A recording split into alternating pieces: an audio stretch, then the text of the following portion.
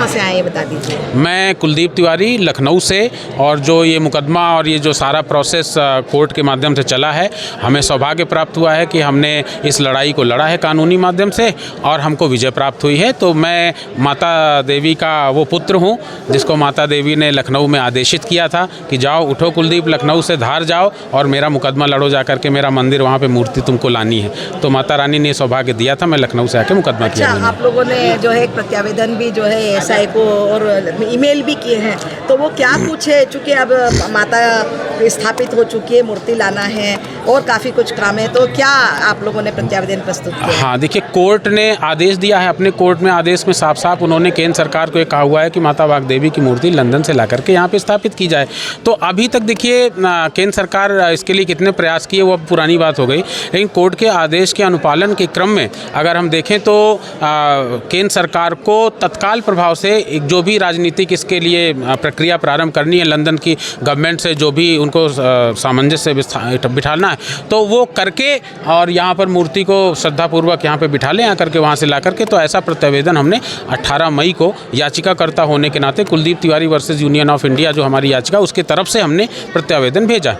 और दूसरा प्रत्यावेदन हमने एक ये दिया जो बहुत महत्वपूर्ण है कि जब कोर्ट ने ये सिद्ध कर दिया है कि यहाँ पे ये मंदिर है, मतलब हम तो पहले से मान रहे हैं, हमारी नज़रों में तो हमेशा से है, लेकिन कोर्ट ने भी अपनी मुहर लगा दी है। तो अब यहाँ पर जैसे आपने गर्भगृह में जो देखा, तो यहाँ पे एक जो आयत बनी हुई है, मेहराब बनी हुई, उसमें कुरान की आयत लिखी हुई है, उसका मतलब है कि अल्लाह के अलावा कोई दूसरा पूजने योग्य नहीं है। तो भारत में हमारे मंदिर के ऊपर अगर ये लिखा जाए तो ये क्या माता वाग्देवी का अपमान नहीं है, भक्तों का अपमान नहीं है? तो हमारा निवेदन ये है कि उस जो आयत उल कुर्सी कहते हैं शायद उसे, तो उसको हटाया जाए तत्काल प्रभाव से। और एएसआई ने भी अपनी फाइंडिंग में ये कहा हुआ है रिपोर्ट में कि वो बाद में चिपकाया हुआ जो स्ट्रक्चर है तो उसको हटाया जाए। एक तो प्रत्यावेदन की ये मांग है, एएसआई इसके लिए काम करे। कल्चरल मिनिस्ट्री और डायरेक्टर जनरल एएसआई को हमने ये प्रत्यावेदन दिया। प्रत्यावेदन की जो दूसरी हमारी मांग है कि उसके बगल में जो कुर्सी नुमा आकृति बनी हुई है, ऊपर सिंहासन बना हुआ है उसमें, तो वो जो और उसके पीछे भी आयत लिखी हुई है कुरान की, तो अरबी कुरान की आयत और सिंहासन को भी तुरंत हटाया जाए, क्योंकि उन्होंने सिंहासन इसलिए बनाया था आक्रांताओं ने कि हम उनको सनातन आस्था का अपमान करना था, उनको देवी माता की वाग्देवी के ऊपर जाकर के विराजमान होना था। तो अब तो स्थिति नहीं रही ना, अब तो भारत में मुगलों का राज नहीं, अब तो खिलजी का राज नहीं है, अब तो मुगलों के वंशज यहाँ नहीं रहते हैं। तो अब वो ऐसी की स्थिति क्यों बनी हुई? तो कोर्ट के आदेश के बाद में उस सिंहासन को और ये जो आयतें लिखी हुई हैं इन सबको यहाँ से हटाया जाना चाहिए। ये मंदिर की गरिमा के विपरीत है और सनातन आस्था के विपरीत है। तीसरी मांग जो हमने प्रत्यावेदन में करी है तो हनुमान जी की जो मूर्ति है, हनुमान जी की मूर्ति अगर आप उस राइट कॉर्नर पर जाएंगे गर्भगृह के बगल में पीछे साइड में, तो वहाँ पर देखेंगे कि हम लोगों की जो मान्यता है और जो पुराने लोग हैं यहाँ पे वो सब बताते हैं, प्रत्यक्षदर्शी हैं कि यहाँ पर मूर्ति को, हनुमान जी की मूर्ति को दबा करके नीचे रखा गया है। तो अब क्योंकि मंदिर साबित हो गया, हम लोग उस जगह पे जाते नहीं हैं, पैर रख के खड़े नहीं होते, क्योंकि हमको मालूम है वहाँ मूर्ति नीचे दबी हुई है, बल्कि उस स्थान पर जाकर के हम उस स्थान की पूजा करते हैं। तो उसको भी मूर्ति को सकुशल वहाँ से सम्मान के साथ में निकाला जाए नीचे से खुदाई करके, और उसको ससम्मान माता सरस्वती के पुत्र कहलाते हैं हनुमान जी, तो वो भी जो है मूर्ति स्थापित की जाए वहाँ पे। अच्छा, आप जो लखनऊ से यहाँ तक मतलब गौशाला का जो आपने लड़ा है पूरा केस, कैसे प्रेरणा मिली, कैसा रहा सफ़र आपका? देखिए, ये बहुत ही रोचक कहानी है। मैं अपने आप को बहुत सौभाग्यशाली मानता हूँ कि माता सरस्वती ने मुझको चुना है।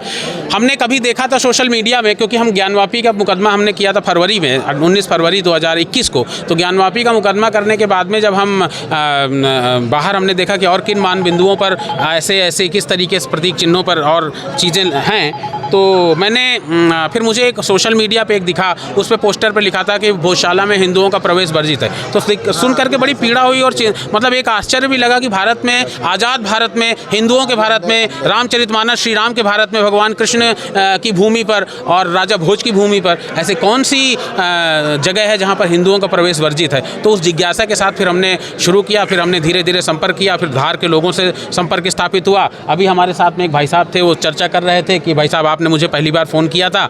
तो ऐसे हमने कई लोगों को फ़ोन किया, फिर उन लोगों को जब मैंने बताया कि भाई मैं कुछ करना चाहता हूँ, मैं एक कानूनी लड़ाई हम लड़ रहे हैं और भोजशाला के लिए भी कुछ करना चाहते हैं, तो उन्होंने ससम्मान हमको बुलाया और उन्होंने हमको जो भी यहाँ के तथ्य हैं, जो इतिहास है, उनसे परिचित कराया।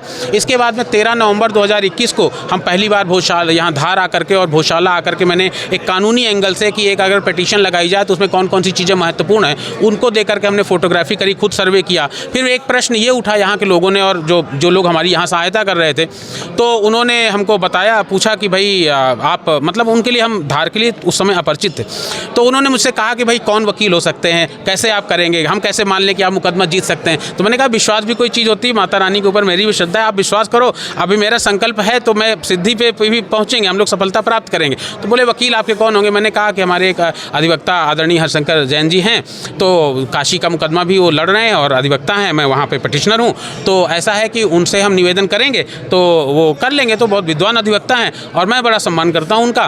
तो मैंने उनसे निवेदन किया कि मैंने कहा भोजशाला का मामला है, क्या आप करेंगे? तो वो बोले कि नहीं, मैं मतलब जानता नहीं हूँ भोजशाला, पहले कभी सुना नहीं है, और कैसे क्या होना है। तो मैंने कहा कागज़ पत्र सब मैं बताऊँगा, आप तो बस मुकदमा करो।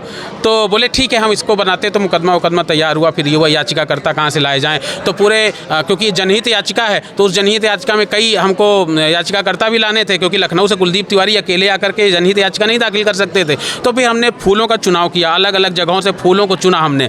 तो हमने भोपाल से कुछ लिए, कुछ हमने जबलपुर से, आदरणीय भाई साहब हैं जबलपुर से हैं, इनको भी आपने, मैंने कहा पूछा तो बोले सकुशल तैयार हुए कि तो मेरा सौभाग्य। तो ऐसे धार से भी एक व्यक्ति है, वो उनका भी हमको परिचय मिला कि भाई ये था कि हमको भी बना लिया जाए इसमें याचिकाकर्ता हमको। तो हमने कहा हमें तो चाहिए भी लोकल आदमी, तो धार से एक व्यक्ति, उनको भी याचिकाकर्ता के रूप में रखा गया। तो ऐसे करके 2 याचिकाएं बनाई गई। तो एक पूरा एक योजना है, उस योजना के अंतर्गत 2 याचिकाएं बनाते हुए 2 मई 2022 को दोनों याचिकाएं दाखिल हो गई कोर्ट में। इंदौर हाई कोर्ट में सबसे पहली याचिका जो दाखिल हुई, उसका नाम है, उसका जो टाइटल है Kuldeep Tiwari versus union of India, मुकदमा संख्या 10/484/2022।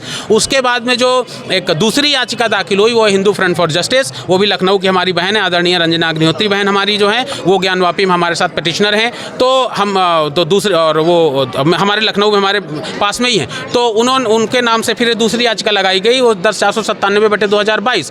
तो जो धार के जो भी एक याचिका करता है उनको भी उसी में डाला गया, और वो सारी एक योजना हम लोगों ने बनाई कि इस तरीके से करना। अंततः वो यात्रा चल पड़ी और कानूनी लड़ाई लड़ी, और माता वाग्देवी ने जो कृपा कर दी, वो 4 साल के अंदर ही हम उस लड़ाई को जीत गए। और 4 साल के अंदर ही सारे तथ्य इकट्ठा करके, ऐतिहासिक तथ्य और पौराणिक तथ्य, जितनी पुराण में क्या लिखा है, इतिहास में क्या लिखा है, राजा भोज की किताबों में क्या लिखा है, कानूनी तथ्य क्या है, गजेटियर्स में क्या लिखा है, ASI की रिपोर्ट्स में क्या लिखा है, सब कुछ करते हुए आज ये स्थिति है कि आज 365 दिन हम पूजा करने के लिए यहाँ पे स्वतंत्र हैं, और पूरी तरीके से भक्तों का सैलाब यहाँ पे आ रहा है। भक्तों का सैलाब सुबह से लेकर के शाम तक, आप देखिए हजारों लाखों की संख्या में यहाँ पे भक्त आकर के दर्शन कर रहे हैं, उत्साह मना रहे हैं। वो एक दिन स्थिति थी जब यहाँ पे मुसलमानों ने लिखा था, जिसको देख करके मैं याचिकाकर्ता बन के लेने के लिए और मुकदमा करने के लिए आया था, कि भोजशाला में हिंदुओं का प्रवेश वर्जित है।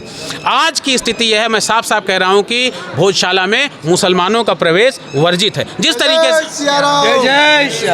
तरीके से शुक्रवार के दिन वो आकर के भोजशाला को अपवित्र करते थे, जिस तरीके से वो शुक्रवार के दिन आकर के हवन कुंड को दूषित करते थे, हमारी यज्ञशाला को और गर्भगृह को दूषित करते थे, वहाँ पे खड़े होकर के नमाज पढ़ाते थे, आज वो सब सारा जितना भी वो कचरा था, वो सारा कचरा साफ हो चुका है। अब खुल करके हिंदू समाज यहाँ पूजा कर रहा है। अब यहाँ से भोजशाला विजय के बाद में हमारी रथ यात्रा ज्ञानवापी और मथुरा की ओर मुड़ चुकी है।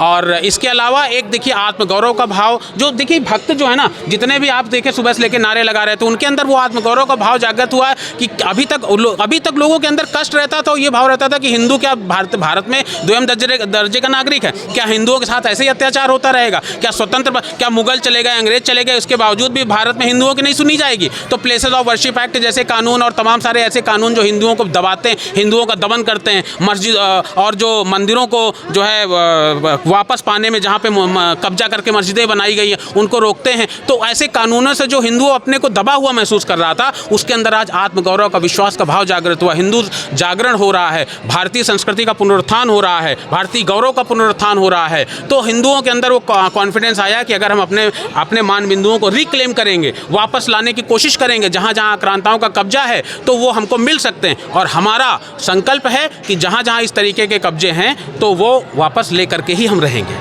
माँ वाग्देवी की